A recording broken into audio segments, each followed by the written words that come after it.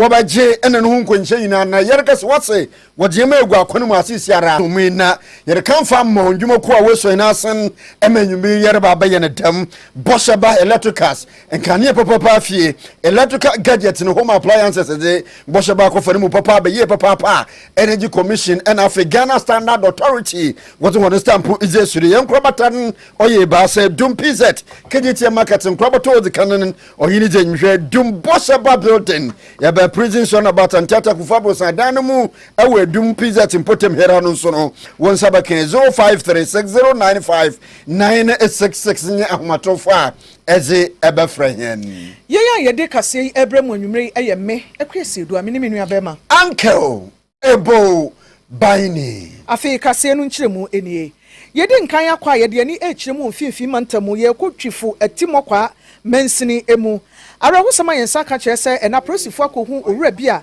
wadi beye mfie aduonum ene kakra efunu ewo GPRTU prasu station ye wo twifu empotemo ho na de odi nani kohu ye ni di adanse se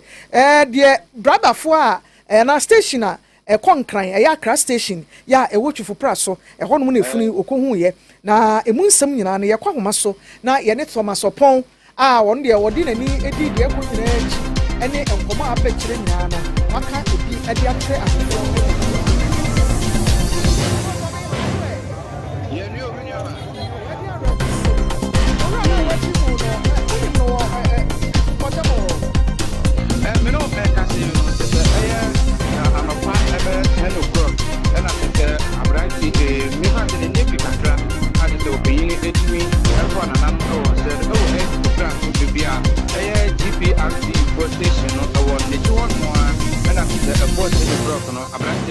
ana papa no tumi to ananam e won siedo na asat na wa me no e ka te no ye nya mu aye ne busu ni bia e bo 5 o'clock bia ana te environmental board tumi ba ba aye body ni je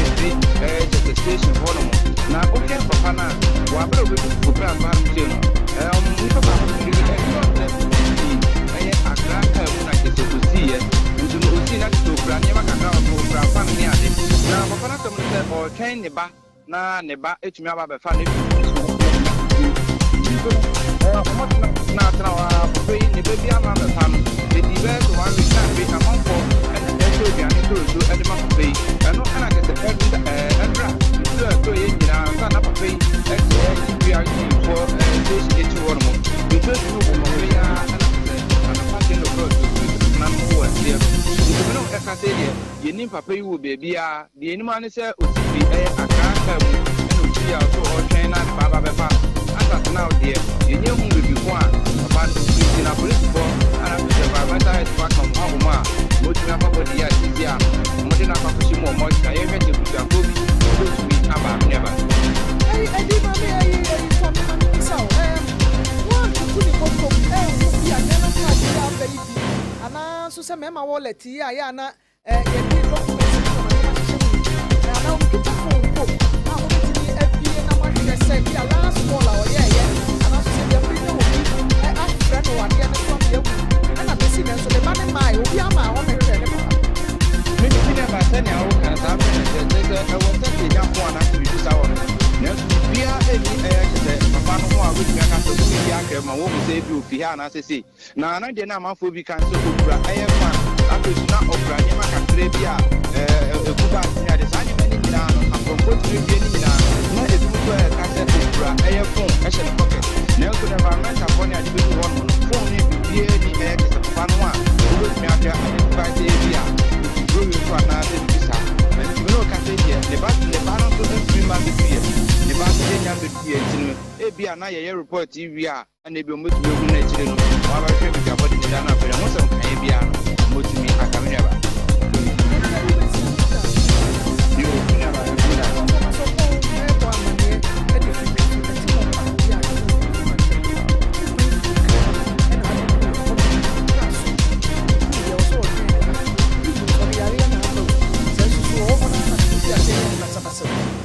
Quentin Fiu. Yan chaka sabara ke na jambra Ghana for the donor in the dead as I say man to constrain it ma NPP amanyu ko no owura bana de do example ya do na furniture man won to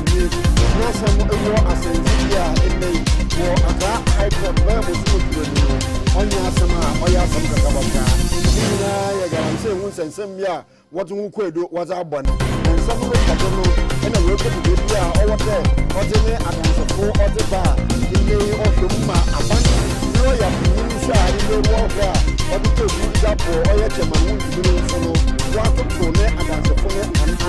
ɔno ne wɔde kyɛm dɛ danseni a ɔtwa to koraa wɔ Accra High Court a kyɛman wo ntumi de ne ba yɛ a ɛnɛ aban lɔyɛ panyin mekyerɛ Dr. Justice Ramsai na kyerɛ lɔyɛ panyin abagyekyɛ wɔtoto n'ano Evans Adai owie no ɛna High Court esi gyinaeɛ dɛ wetu ɔyɛ bosumi a odi hene ne mekyerɛ July bosomen ne do ɔtɔ baasa dɛ ɔno ɛna nsɛm a wakɔdo bɛyɛ bosumu kuru no ɔde ne mu ɔyɛ atembu nyinara ɔde ebaba na mberenyimfo a worotwetwa gye ɔyɛ chairman wuntumi ekuru ne din de lawyer Tete Thompson no lekyerɛ me dɛ mesima nsɛm akɔn na bibiara kɔn ɔwɔ mu gidi ye papa dɛ asɛm ne mu rukwa ma ɔyɛ atɛntrene ɛna nyame yɛ adom a jura abosom no do ɔtɔ de baasen ɔte muafo ɔte gom ɔbɛgyina do no de bu aten. Today, Chairman, good afternoon, everyone. Submitting his evidence in support of himself against all the charges leveled against him. Today, we called on our last witness, and for that reason, the case is nearing its end. The case has been adjourned to the 3rd of July for the final judgment. On our part, we have done what is necessary, and we are very convinced that and the court would do what is needful. So we have been directed to file our written addresses before the 17th of July, if we so wish, 17th of June, and we intend to file because we are convinced the evidence we've led so far should support the stance of Chairman Wutumi that in him pleading guilty that he is not guilty. So we thank you very much for coming, and then we will see you on the day. Enti aya Counsel Tete Thompson oka a lawyer fa wodwin mu a wodotwetwa gye oye chairman wuntumi no ho na nenze yetin enyumre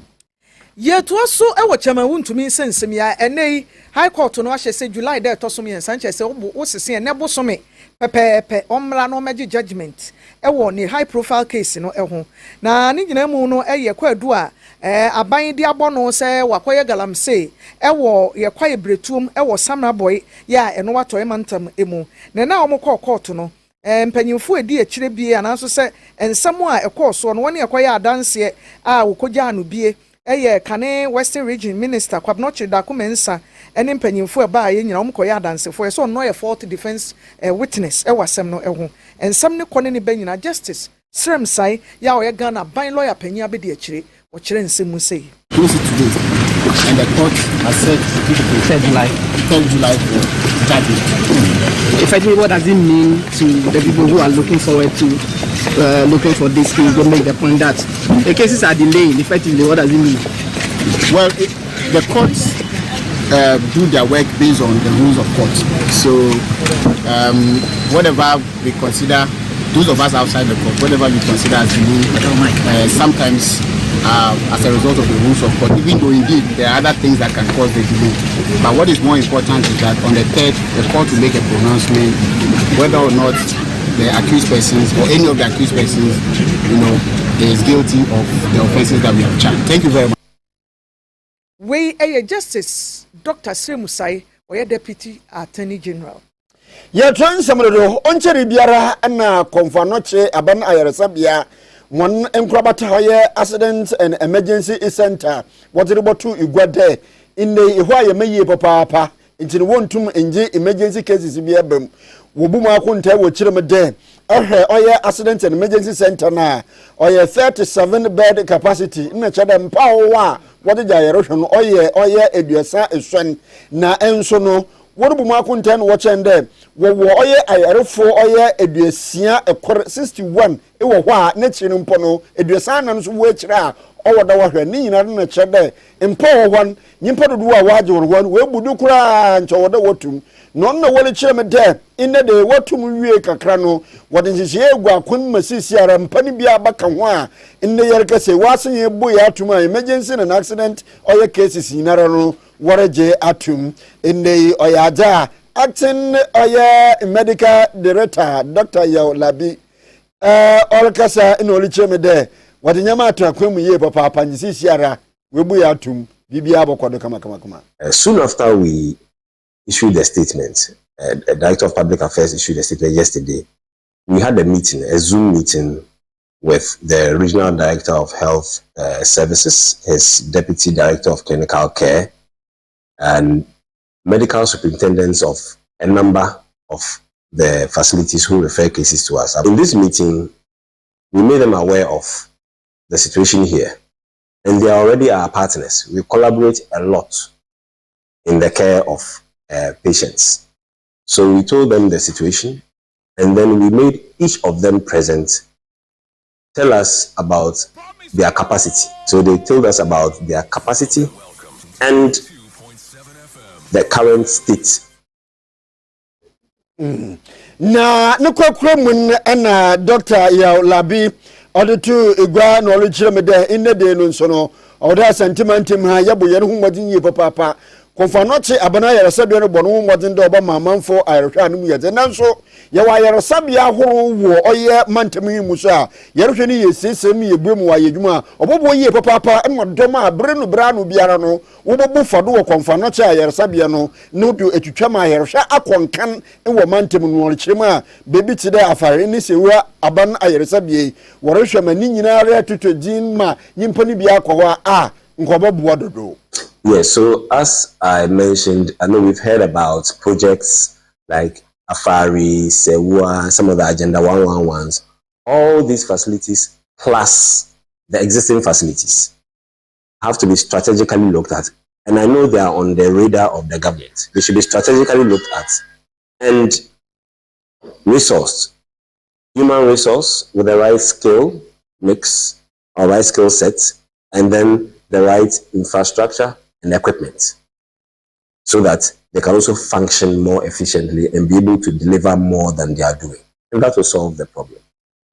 Yes. In the day, Aurelia Etininke, acting medical director, Ezema Konfanoche, Aban Ayresabia, Dr. Yaw Labi, Ninze, Eneyeti.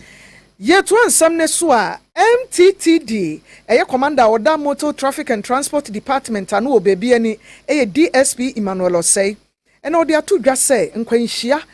accidents. A door soon do road crashes, baby. First quarter, I was swimming inside D 2026 animono. Nipa a wood ya diama. Na nina emono, a drop of 4. A con America 10 and Saint Cassie Yabu Beya. A quine na baby crano nipa pre chim. A pursue baby me who say ne car co supidi. Na supidi driver ni papa, ni speedy no de enantiu. Driver ni papa bia ne de wakwa beduro se wo de apasinya fo tena ka mu a wo ye onyankopon a wo ye bambofo firi wa wo driver ni no na wo hwe pasinya fo nkwaso enti wa ntimi afo ma nkoduru ana wo ntimi afo ma ma atel max papa ni nsem a odi tu dwa eni accident I record first quarter e wo ba bi eni do mu a 15 na nyame adom 15 no ebia ahwe ne kra e wo cars ni na the who yen say accident is saying na over speeding into the extra driver for say umudu kromu a say speeding no eba for man say udu kromu a speeding no 30 kilometers per hour say if you are approaching town kaka udu kromu say you 50 reduce your speed you are approaching town reduce to 50 kilometers per hour but when you be do kromu I say perform go do 30 and below say wono monsa ana alcohol bi ana drugs bi edi kaka enti mesre se omo no ekikimene ensane other drugs no esom say omunja so bi wa obenu wani so ye tutu nti de wo ye kwa hu hwe na you can't even observe that speed limit no enti e de akonhia beba. Na DSP Emmanuel Osei ekasawie ye no na GPRTU chairman yo wo bibie ni Owura Richard Adai ono so kan bi ekire se omanfo ne mo union ro na omuntimi nyentete entu adroba fofo e wadwuma wo ye no emu driver adwuma na ye full time adwuma eti se de obi kodi teacher obi koye lawyer obi koye doctor omo so de ne full time adwuma na e wo so omo ani koso se eno ne wadwuma a wafa se wo beye enti wo se wo ye na ye ne ye se the doctor bi anhwe obi ye e wo hospital a etimi kofa wuo ba ma ye soya no gu nipa ne so no driver ni adwuma ne so ye full time adwuma enti omunya mirika tentetuo ensanom ene enoma basaba so bo okra ka na otimo mu se bibia toche wo ho enso onye da wode me kwa aba me ko ba kwa aba me ko hwie omu ba ko me ko ekira no pa me wi anwumre saa gisa asem asi enti ye ma droba fo ne so ani nkoso omunya wadwuma yi the referral was yesterday, in fact, say, we will soon any drivers from X. That's accident cases. Many station had it, we will soon airborne to one because man to be a minute or more a meeting. Say, over speeding, overtaking the Chiwa. No opportunity for 3 months. You know, we meeting point, you know, because I was there by. Lisa no mo ayi miku nti mama station ha de nyamiado ye nhwe dan ehun biasa we any afo a yetu adrobafo ewo enkwanhia dodo ehun afi biara ebibirim amanne mu mpanyimfo kehia edwendwen oye ebibiri amane ho dam roba ya sikasam no ntutue efridwuma no mmoyi obokwado ye papa pema ebibiri amane mu nyana sikasam ntutue akonkan ma ye no ho atoyen na motodu idu ebieni ni ewo London abrochimane mu dwumadi no akodo ema Ghana mampanyin His Excellency John Dramani Mahama ikopo mu wo hobi no mampanyin Mahama ditugwa ena ole kira lo bone dewura ache wiaza amane nyina kankan wona wo sika wodi bo mfiridwuma potokase wofo oye global investors ole kira mu de ebibiri aman yene mu ebu yi papa yaje yene ntutu ne yenhye gina bia ibobo mfiridwuma we bibiri aman mu a ebenya wusika bibiara bokoye damo osi hwe bibiri aman a yene ho lekonkan ye papa immebunu so leprinyimdi afe yene nkronkro ahoro ne mulboebu ye papa ni nyina wa me bibiri aman sika sam no wa ya akono enti no eho na wo sika wode hye mfiridwuma mu no mo won hwe de wo ya tono nkotin wo kranyama wode bogu bibiri aman egoji bia ahoro ne mmumu no wo mobo mfiridwuma na mfaso babado amhoni ye pa. Today's gathering could not be more timely. We meet at a moment of profound transition in the global economy. Trade systems are shifting, geopolitical alliances are evolving, supply chains are being reconfigured, development finance is shrinking, and nations are searching for resilience, growth, energy, security, and trusted partners to work with. And in the midst of this transition, Africa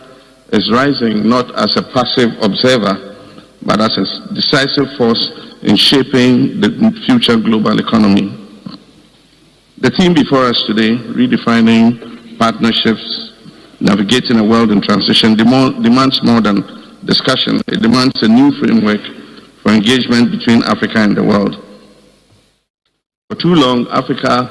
was viewed primarily through the lens of aid, crisis, and dependency. But that narrative is collapsing under the weight of current reality. The Africa of today is youthful, it is dynamic, it is entrepreneurial, it is digitally connected, it is resource rich.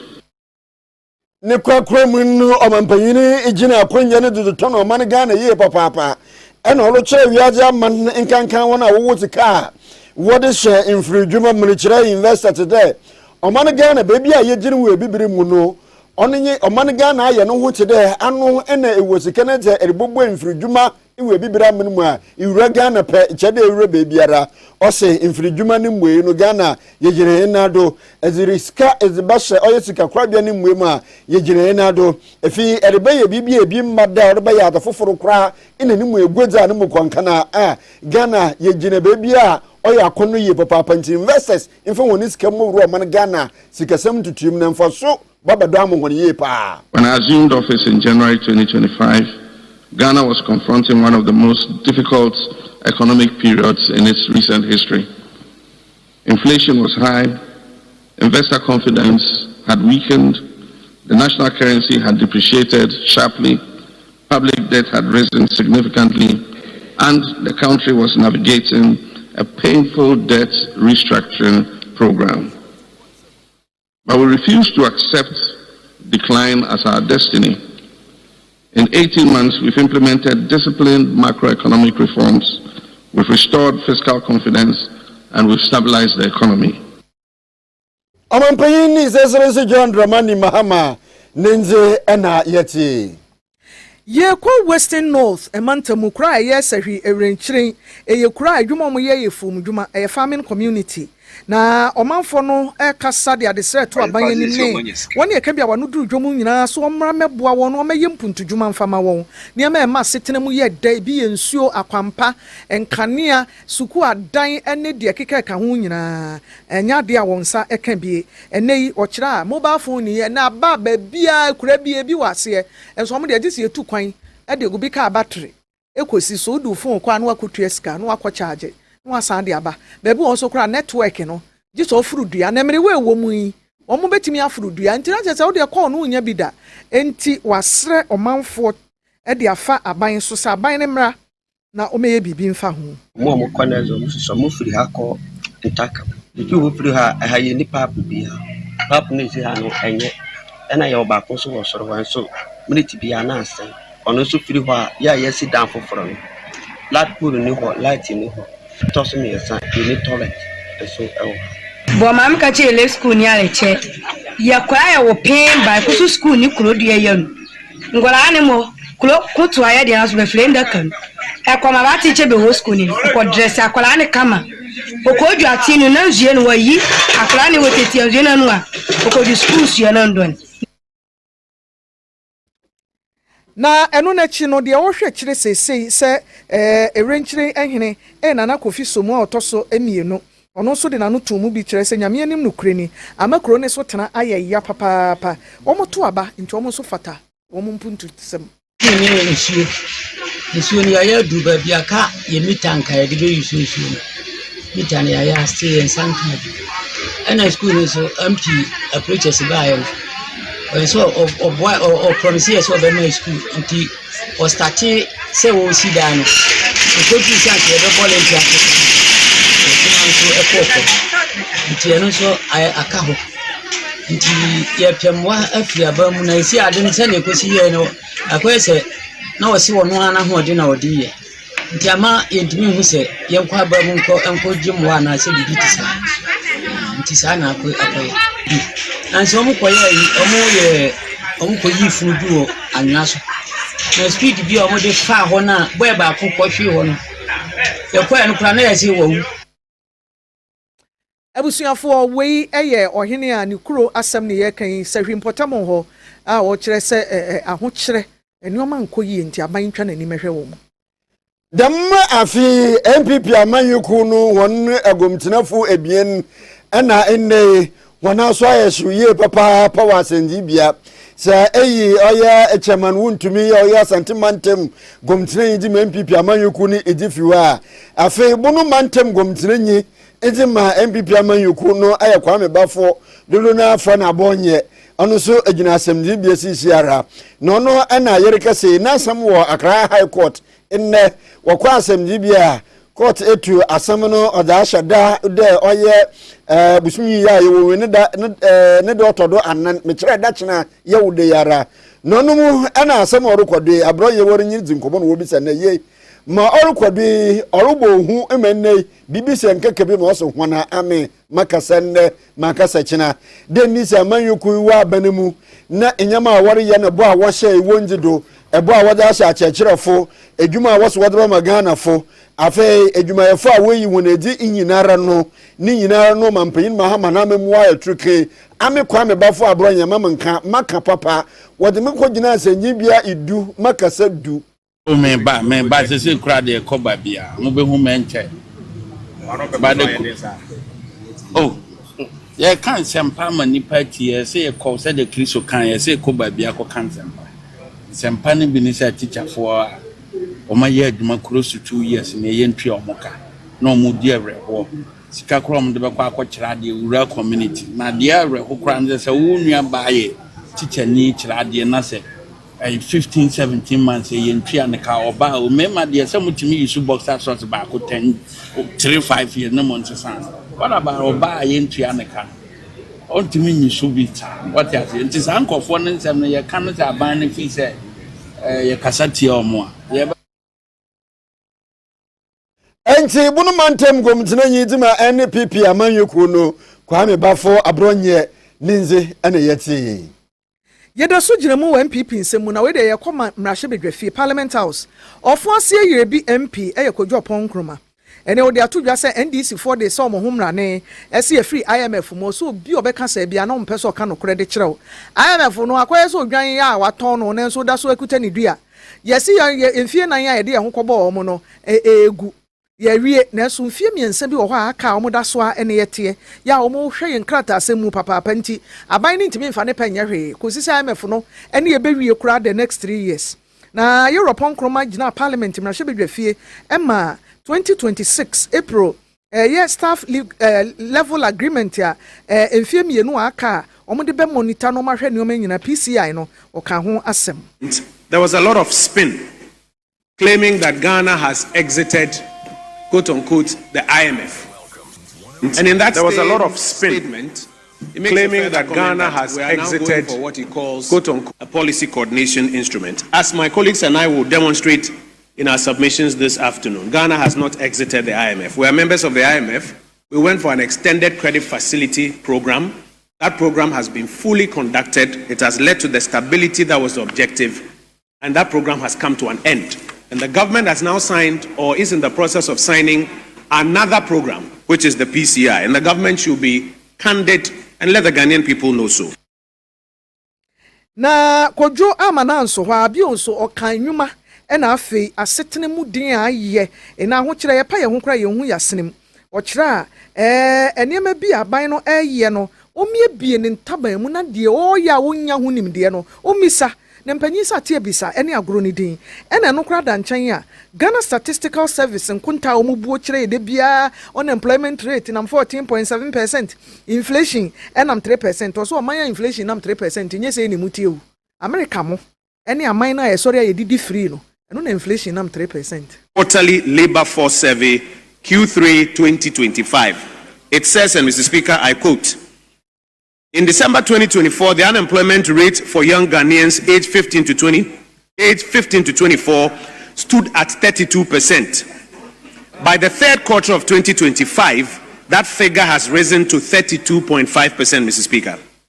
In the Greater Accra region alone,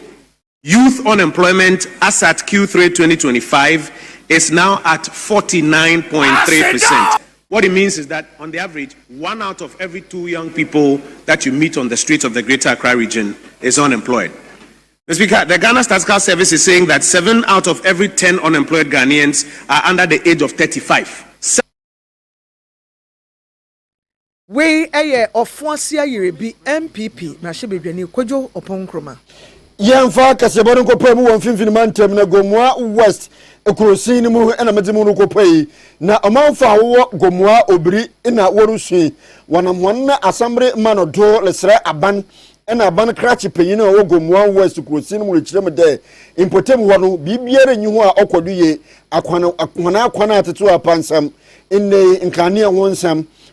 inde insupa wonuma ni nyina re wonyibi na mo twensunu aye ihumasuo ho wolichem na kro no freaking negatin ojikosi oye JHS3 atechefo anwo wo iye esia pe da ma atechefo nyina no wohwedam oye classes ni nyina da ni na romwa ma ihumasuo enkodo impuntudwuma so wabo honiye papa enchi no onyimnyamfo February ya oye assembly member wo Gomua West Krosin mu ena ogina wana name no okasai ena ode da mensam ni yinara ozuru tugwa ena wonam do wala sra banede amane momodinara no sane de ye akwambon le honwan wenye super so no sayensu sam no aha wadwen kase kwa wo kodwen mu ana me kwana wo ye nti nsu sam ne de higher kase pa wo hade ina motor de bi network sam de higher papa sai say ubenya message abi ho mu a ade say ukegina bi po bi so ansa na won network ansa na wetum gedi juma wo say wudi na etosi bi ma higher kase ka ta wo ha ye school ha no mo dey lack teachers are always school headmaster kan ho a omo yes na mo hwe school ha this is okwa DHS and teacher ni ba kope na o hwe the whole DHS nti on so ya how kasa o ha onye na e be sra ban de o ye posting na won kai obi na ye say teachers no kon hwe no for man na oye assembly member nanu si no eno obatan ya owo gomua obri nana kwa ehuru nso dina no tum miri kirem de akwan bon ena school no nyama orokodo wo no nya kura ni sasunti wo hiamwa ina sisi ya mo na nduma nde acheche fuku wayo yechire da bache nde school yam kwa ruminant ngaina fanchi na je boy sebo ama sai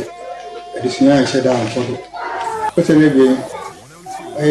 isu seven so ahai kakra wo fe kuma ayde there for past 2 months and a half iya inti de contact ne kwa kromun ana jidom hin ewo ene gomwa nana ma tena nkonyo ha nana kwa abo ajman ono so de na lutum no cheme de abafu ngitawu iji no ewo ntentemfiri no do hello no won network ne nya kra no so wo hiamu moai chukezi onkoye manya wo akra ne da se amejire se minyo bere bakasa anara me befo bia chide me kagire baidi asana me network ya complain na yeyembo bia anyede mfim na nse na wada de bebe se sanu so robonyo wo so monyo yeyim moto no mo ye bi oye kwansem mo kwansem na je anya kura fiti chenkwanta